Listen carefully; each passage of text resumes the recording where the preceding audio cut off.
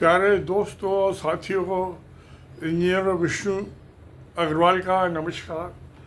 कल के वीडियो में मैंने आपको बात की थी कि तिब्बत में 6 नदियाँ, बड़ी नदियाँ, उसका ओरिजिन है तिब्बत में है।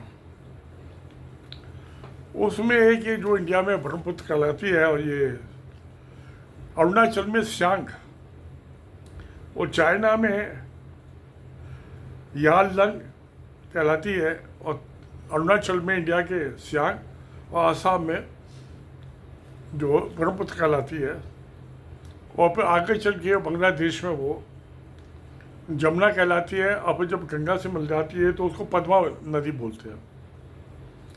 तो मैं इसी की बात कर रहा हूँ 6 में से।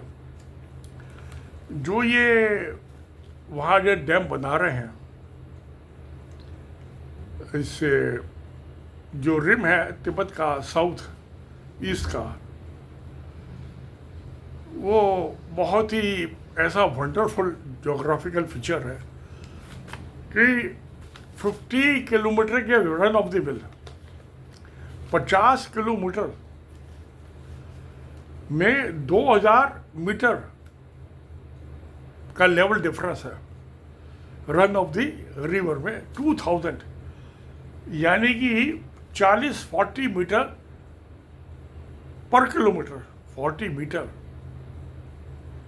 पर किलोमीटर,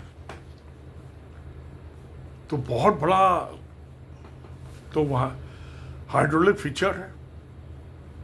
वहाँ पे 5 डैम बनाएंगे वो run of the mill river, एक के बाद दूसरा, उसका तीसरा, चौथा, पांचवा, और वहाँ वो हाइड्रो पावर जनरेट करेंगे।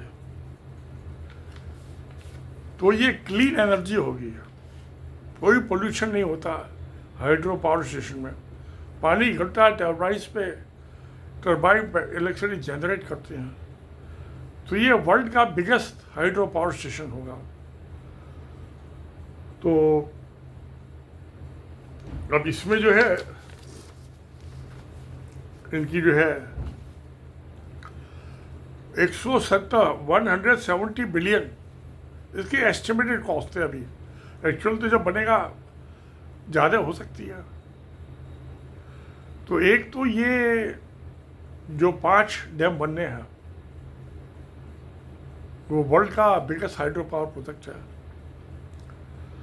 170 बिलियन, जो ये 3 गॉर्डन डैम था वो क्यों 37 बिलियन थे, ये 170, यानी उससे 5 टाइम्स।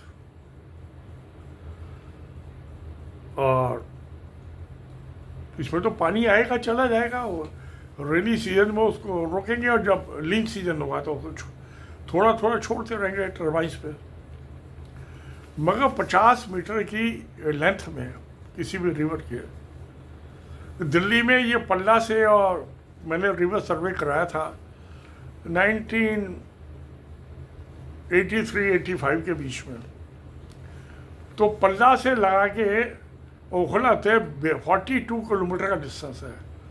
उसमें जो लेवल डिफरेंस 8 फुट का है, और ये 6500 फुट का लेवल डिफरेंस। कितनी जबरदस्त वेलोसिटी होगी। तो वो फ्लड कंट्रोल में भी हेल्प कर रही है।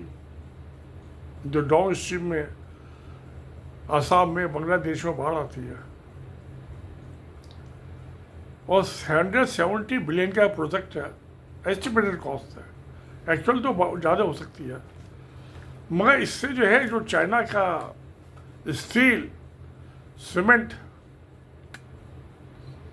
Machinery, heavy earth moving machinery, क्योंकि अर्थक्वेक प्रोन एरिया है, तो ये जो रॉक फिल डैम बनेंगे, आरसीसी के डैम नहीं होंगे।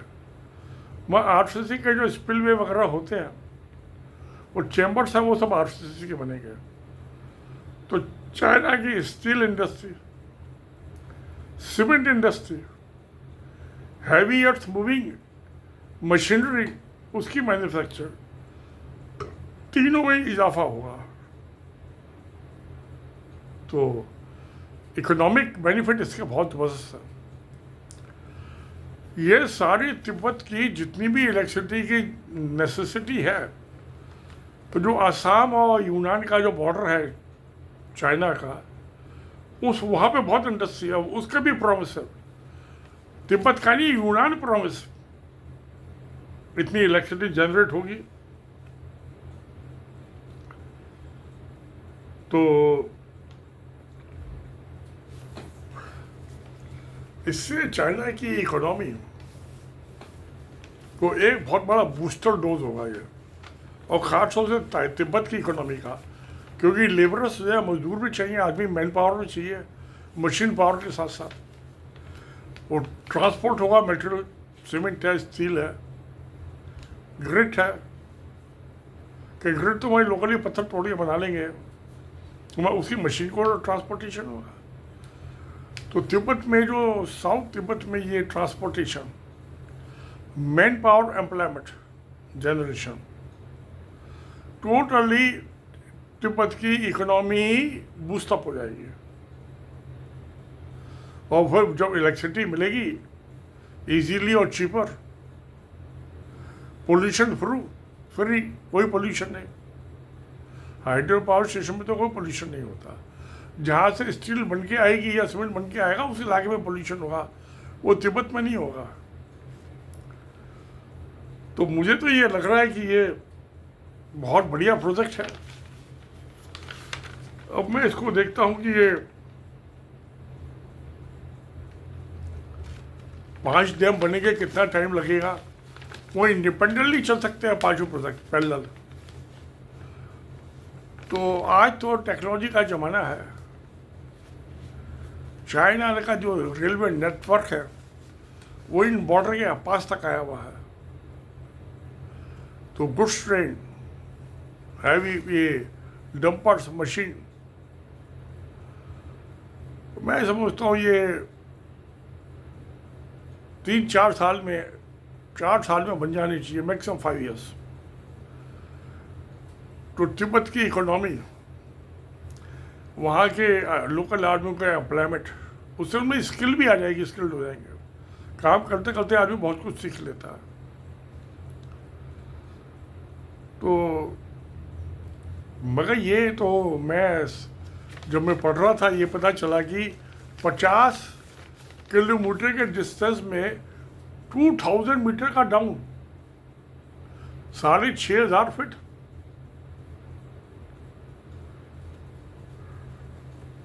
तो इतनी बढ़िया आइडियल तो सिचुएशन कहीं भी नहीं मिल सकती। तो ये पहला प्रोजेक्ट होगा जो चाइना एग्जीक्यूट कर रहा है, और 5 साल में बदल जाएगा। मगर एक चीज़ की बहुत दिखाई देती है कि जब ये डैम्स बनते हैं तो बैक वाटर लेक बनती हैं 50 मीटर के किलोमीटर के डिस्टेंस में। तो 5 लेक बन गई, 10-10 किलोमीटर का आप एवरेज लगा लिए। तो उससे जो साइड में और बेड में सीपेज होता है पानी का, वो कहीं भी डैम बनाए, लेकेज बनाए, तो वो बेड में और साइड्स में उसके सीपेज होता है पानी का। वो पता नहीं वहाँ क्या उसकी रॉक्स की फॉर्मेशन है। यूजुअली ये 30 डिग्री के एंगल पे होता है ये। तो वो पानी जो है कुछ तो डाउन स्ट्रीम में जाएगा। वो हाइड्रोलिक कैपिलरी एक्शन होता है ना यू शेप में, वो तो डाउन में, वो जो साइड का होगा वो पानी कहाँ जाएगा? जाएगा तो सही कहीं ना कहीं। तो वहाँ छोटे छोटे पानी के झरने बन जाएंगे, सोते बन जाएंगे। और जो फिशिंग है उसमें मछली का है। वहाँ की टोपोग्राफी चेंज नहीं होगी, वहाँ की जो इकोलॉजिकल हालात चेंज होंगी, एनवायरमेंटल हालात चेंज होगी। तो मुझको लगता है ये मार्च ऑफ सिविलाइजेशन ह्यूमैनिटी की सर्विस में बहुत बड़ा कदम है चाइना का, और उससे सबको ही फायदा होगा। क्योंकि जो साइड का सीपेज है, रॉक्स जो हिलॉक्स जो होंगे उसमें, वो पानी जो डाउन स्ट्रीम में जो छोटे छोटे वाटर कोर्सेस हैं, बदरा जिसको बोलते हैं, छोटी छोटी नदियाँ होती हैं जो ट्रिब्यूटरीज जिनको बोलते हैं। वो पानी जो है जहाँ चाइना से जो आ रहा है ये 5, उसमें वो तो हार्डली 30% पानी होगा, क्योंकि जैसे जैसे रिवर चलती है उसका कैचमेंट एरिया होता है वो पानी आता है। तो अरुणाचल में और आसाम में जो 70% पानी जो है यहाँ का होगा, वही पानी का कुछ पार्ट जो बांग्लादेश चला जाएगा। तो ये फ्लड कंट्रोल मेजर भी बहुत बड़ा है। मेरी तो 35 साल की फ्लड कंट्रोल डिपार्टमेंट की नौकरी है एज इंजीनियर। तो मैं इन चीज़ों को सबको देखता हूँ, समझता हूँ। ये 170 बिलियन तो एस्टिमेट कॉस्ट है, एक्चुअल तो क्या है कि इन्फ्लेशन तो चाइना में भी होता है, सभी जगह होता है, बढ़ सकती है, और 5-7% तो लगा ही लिए, 10%। फिर दूसरे एसोसिएटेड वर्क्स भी होते हैं बहुत से। वो इलाका जब वहाँ डैम बनेंगे, वहाँ जो इंजीनियर्स के लिए कॉलोनी भी बनेगी, रेजिडेंशियल कॉलोनी, कमर्शियल मार्केट, जो लेबर का उनके लिए भी।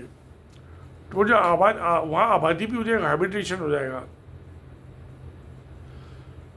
बड़े इंजीनियर, सीनियर इंजीनियर, छोटे इंजीनियर, मैकेनिक्स, स्किल्ड लेबरर और अनस्किल्ड, सबके लिए वहाँ रोज़गार पैदा होगा। रेजिडेंशियल कॉलोनीज बनेगी, वो जो व्यापार इलाका है आबाद हो जाएगा। आजकल तो हैबिटेशन है नहीं वहाँ 100% हैबिटेशन हो जाएगा, और नियरेस्ट पॉइंट पे तो वो इंडस्ट्रियलाइजेशन भी हो जाएगा। तो बहुत बड़ा ये प्रोजेक्ट है, बहुत बेनिफिशियरी है, बड़ा फ़ायदेमंद है, सबके लिए फ़ायदेमंद है। फ्लड कंट्रोल होगा, वहाँ से पानी कंट्रोल होगा, तो इंडिया में जो बहुत से इलाके डूब जाते हैं हर साल, उनको भी सेफ्टी मिलेगी। मैं पॉलिटिकल बात नहीं कर रहा हूँ, ये सबके हित में है। 5 डैम अगर जो 5 साल में बन के तैयार हो जाते हैं तो ये बहुत बड़ा प्रोजेक्ट होगा। और मैं ये एक एग्जाम्पल है, ये सतलुज नदी जो है इसके भी ओरिजिन वहीं से है, कैलाश मानसरोवर से, और इसका ब्रह्मपुत्र का भी ओरिजिन वहीं से है, कैलाश मानसरोवर। इसके अलावा इंदुस जो है, जो लद्दाख होके पाकिस्तान चली जाती है, उसका भी ओरिजिन वहीं से है। उस पर भी, वहाँ तो इतनी बड़ी नदी नहीं है, छोटी है, पता नहीं कितना डिफरेंस है, उस पर भी इसी किस्म के डैम बनाए जा सकते हैं तिब्बत के अंदर। उसके अलावा यानी सतलुज पे, रिवर पे, और ये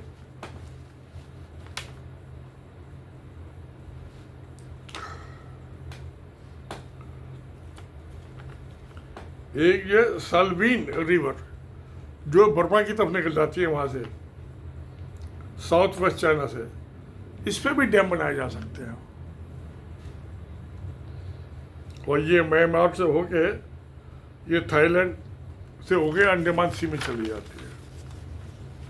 तो वहाँ पे भी फ्लड वगैरह आते होंगे, उसकी बेनिफिट होगा।